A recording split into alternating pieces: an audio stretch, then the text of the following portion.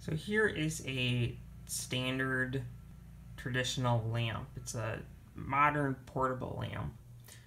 But if you look at the label here, it says use max 60 watt medium base type A bulb. That's just a regular incandescent bulb, and that's what we have right there. It's a 130 volt bulb, but it is 60 watts. It's just a regular incandescent light bulb. If you're looking for these smaller desk lamps, nowadays it's somewhat more difficult to find these. You'll find a lot of lamps that use LEDs or LED light bulbs or CFLs, but a small lamp like this that uses incandescent light bulbs is getting harder to find, but clearly not impossible, as we've got this here. And today I just wanted to quickly demonstrate the radiation and dirty electricity off of something like this. You might not think about that because it's using an incandescent light bulb, which in and of itself is perfectly fine. But what I've got here is I've connected a dimmer to it. This is a dimmer switch, and you can adjust the brightness of the bulb this way. This will work with all incandescent bulbs. So just to show you that, if I turn it on, so you can see it's pretty bright. This is the brightest setting. You can see the bulb glowing there. And if I bring this up, you'll notice that the lighting decreases and then get pretty dim, as you can see. That is its dimmest setting, and it can get brighter.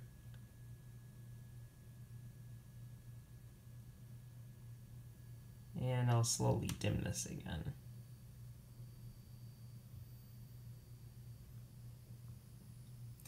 So that's the dimmer switch. It's pretty simple.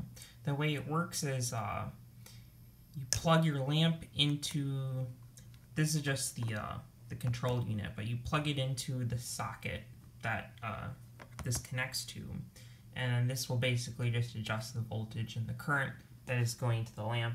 That's how an incandescent bulb dims. It's not rocket science. It's just you reduce the power that the light bulb receives and it glows less brightly.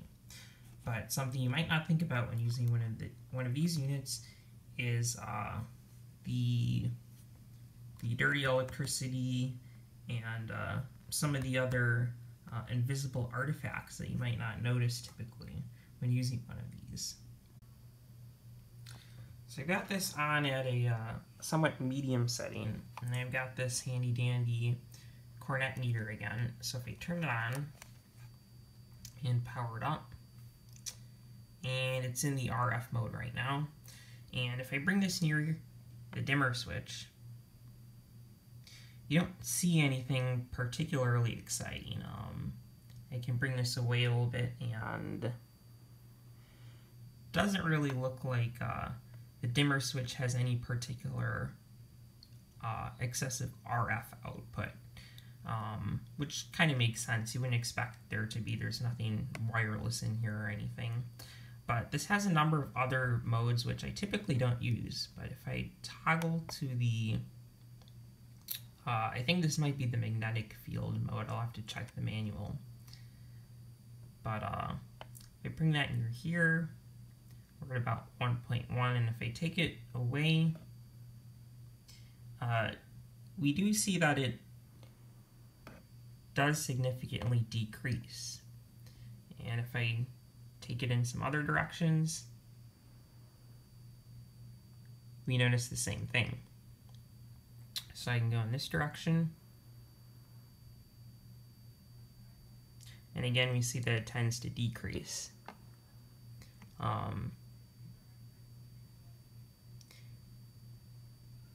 You do see the higher levels around the lamp as well, and that would make sense because if the dimmer unit is indeed polluting the electricity, so to speak, the polluted electricity is of course traveling to the lamp. That's how the dimmer would operate.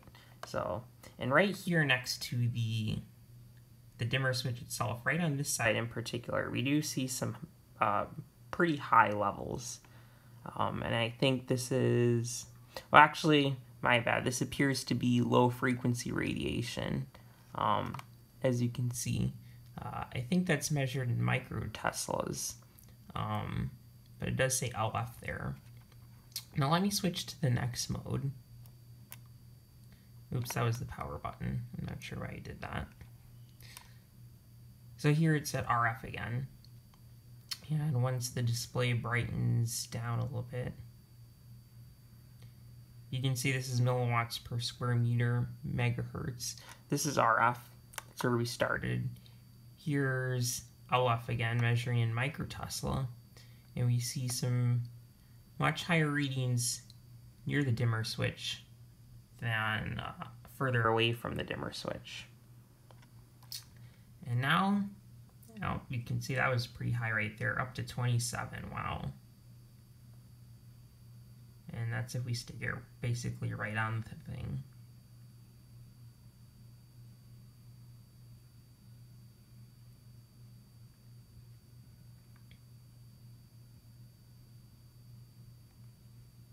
Now distance matters here. You'll notice it drops like almost in half just by moving it like an inch basically. That's how much I'm moving it here. And if you move it another inch or two, a couple inches, it drops pretty significantly. So you can see the inverse square law really in play here. But yeah, very high near there. And just to demonstrate this, if I turn the lamp off and bring this near here, nothing. Magnetic field, or sorry, LF it looks like, has dropped to basically zero. Of course, it's not zero because there's, you know, there's a computer plug in here and stuff, but basically zero. It's just normal background levels right now. And as soon as I turn the thing on,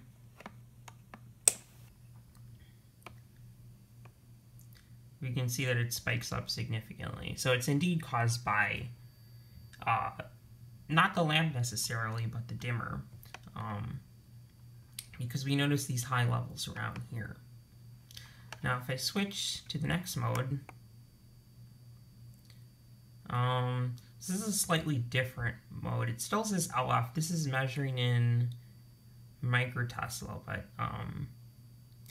it's a different mode. I'll have to check the manual to see what the difference is exactly. But it says OL, and I'm pretty sure that means overloaded. As you can see, it's right here with the indicator way at the top. So basically maxed out. If we bring this away, we can see that we get numeric readings again that drop pretty significantly.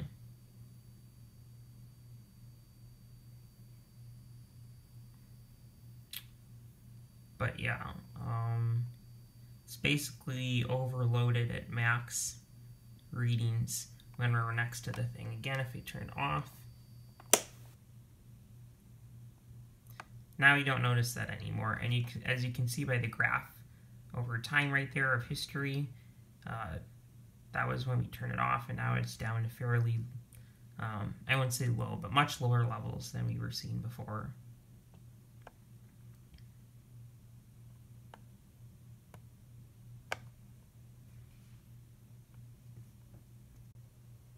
So what I've done now is I've gone ahead and I've disconnected the dimmer unit itself, and I've plugged the lamp directly into an electrical outlet, so it's not going through this.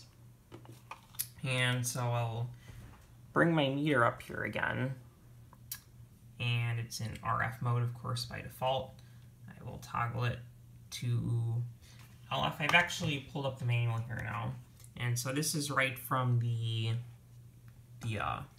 Stop Smart Meters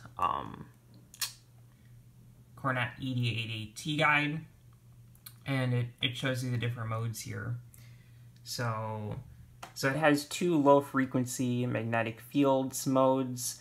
This is the first one that we were looking at, and here's the second one. So that's why there's two LF modes that work a little bit differently. So the first one is higher frequency, low frequencies, and the first one is just a subset of this. They both start at 50 hertz, but the first one goes up to 10 kilohertz, and the second one only goes up to 1 kilohertz. As it says, it's a more sensitive low frequency function. So anyways, I've got it in the RF mode, I'll toggle to the first LF mode now, and I'll go ahead and turn this on. As you can see, it's at maximum brightness. This dimmer switch is not connected, so of course it doesn't do anything. And what do we see here? We're at 0.1, it looks like 0.2. Basically no low frequency radiation. So this demonstrates that all of the low frequency radiation we were picking up before was purely because of the dimmer switch. Now I'm holding it up to the dimmer switch, of course, but I can bring it up to the lighting source, and it goes up a little bit, you know, 0.5, 0.4. This is basically nothing. And this just reiterates that incandescent lighting is very safe, and in and of itself, nothing to worry about. If you're just using pure incandescent lighting that's not going through any sort of dimming equipment. And of course, this isn't active, so it's not even connected, so I'm not sure why I bothered measuring with that. But near the light source itself, very low readings. We can now go to the next LF mode. So this is the more sensitive one. Of course, near this, we're not going to pick up anything because it's not connected. And if we go towards the light source, you do see that it increases. It's about 0.2, 0.25-ish, 0.3, 0.30. Again, nothing compared to what we were seeing before. These are very low compared to the levels we were seeing when the light was going through the dimmer switch. Without using a slider here, without connecting the lamp through that, we're seeing very low levels in comparison of low frequency radiation. And the last mode I didn't try before. Looks like this is the E field, LF electric fields. As the description says, it's the last one there. So for wiring fluorescent lights, this is 50 hertz to 50 kilohertz. So we're not going to pick anything up here. As we move closer to the light source, you see it picks up a little bit, and I would expect this to in this case because this is an electrical thing and this is measuring electric field, so that makes a lot of sense, obviously. You know, light is electromagnetic radiation, so of course there's going to be some relationship here. But we see the most increase in activity with the E field mode. This is back to RF. Of course, there's no impact on RF radiation, as you can see. And then we have the two LF modes. We're basically at 0 on this one. And on this one, you can see a little bit more detail that it's doing something, but it's, again, fairly low. The E field one reveals the most increase in activity right now. I'm reading, looks like about 130 right there. And if we back away from the light source, then we're getting more towards basically 0 again. So this is at about 1.5 feet, I would say, from the lamp. Of course, you'd never really be closer to that. Maybe you'd be about a foot or 2 away if you're just using a desk lamp like this. But this is basically nothing to worry about. So this was just a comparison without using the dimmer switch, so you can clearly see that the effects are all isolated to this. So I'm going to connect that up again so we can take another look at the outputs and the LF and the E fields when we have it going through the dimmer. So I've connected it once more to the dimmer. If we turn this on, you'll notice it starts off fairly low. And I've got my meter here in RF mode. Again, if we come over here, we're not really going to pick up much in RF because we didn't before either. But if we go to LF mode, now you can see it's spiking again immediately, as we noticed before.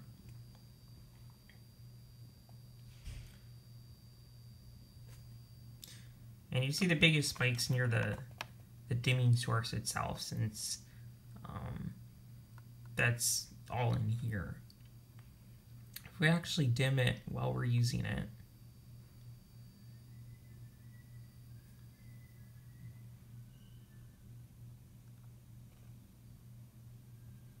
so it seemed to me it started to increase, and then it started to decrease, actually. And if we decrease the brightness again, it's increasing, the LF is increasing, and it roughly correlates with the inverse of the brightness, I guess. You can see that we're picking up the highest readings, actually. Well, it dropped a little bit there again. But, yeah, now it's starting to decrease again. But it seems as a general trend, the dimmer your lights are, the more low-frequency radiation the dimmer tends to emit, which I guess would make sense, because when we're not dimming the lights at all, when this isn't even connected, we're not going to pick up anything, really. And then the dimmer these lights get, the more you have to modify the incoming AC wave. You can see that you pick up much higher levels of low-frequency radiation than before. So I guess if you are using one of these units, I'm definitely not saying they're not handy, because I happen to have one right here, and I do occasionally use it. It's useful for nighttime lighting, evening lighting, and it's certainly better than using LEDs or other kinds of lighting sources, because you're still using incandescent lighting. But just be aware of the fact that you're polluting it. It's not pure, clean incandescent lighting. When you introduce a dimmer into the works, you pollute things, as you can see. We're picking up more low-frequency radiation again. Now, if I go to the next mode, so of course it's just overloaded already. If we bring this down and I increase the brightness, we're still maxing it out, so we have to get a pretty significant amount of separation before it's not overloaded. As close as about, I would say maybe a quarter or a third of a foot, and it's already overloaded. But at a normal, like about where you'd be working, like maybe over the keyboard, these are pretty low levels. So you can really see the inverse square law here matters. But right around here, you can see that it's definitely putting out a lot of low-frequency magnetic fields. And this is specifically in the 50 hertz to 1 kilohertz range. So the dimmer does introduce a lot of electrical pollution into the mix here. Now, here's something we didn't do before, was the E-field setting. You can see this is extremely high, of course, much higher than when the incandescent lighting was used without one of these. We're at about 700 volts per meter. So this mode measures electric fields from wiring or fluorescent lights, things like that. And it's about the same up here, if not a little bit higher, actually, near the light source, than the actual dimmer itself. Well, I guess it's about the same. But you'll see that any pollution, any electrical pollution created here, of course, just goes straight up the wire and through the lamp to that right there. So very, very, very high levels. So I wasn't sure prior to checking this out what I would actually find, but I'm even surprised a little bit just how much low frequency electrical pollution these things introduce into your electrical wiring. They look pretty innocent and convenient, and you think, well, I'm using incandescent lighting, this is perfectly safe. And I guess in a practical sense, you know, if we back away a little bit. So we're already at less than 10, just about 1.5 feet away from the dimmer point. We're at 3, 5. I mean, so you can see that it's only if you're like right next to it that it's extremely high, or yeah, extremely high. But these things are definitely not innocent, and I got interested in this after recently hearing about a case of someone particularly affected by these kinds of units. And contrary to the thought that, well, you're just using incandescent lighting, what harm could this be doing? You can clearly see with the meter the numbers don't lie. It's definitely introducing a lot of electric pollution, particularly in the low frequency range, especially 50 hertz to 10 kilohertz, but even above that. So hopefully that was informative. It is really important to be aware that these are a pretty big source of pollution, and that's not to say that they shouldn't be used, but you should definitely keep this in mind when using them.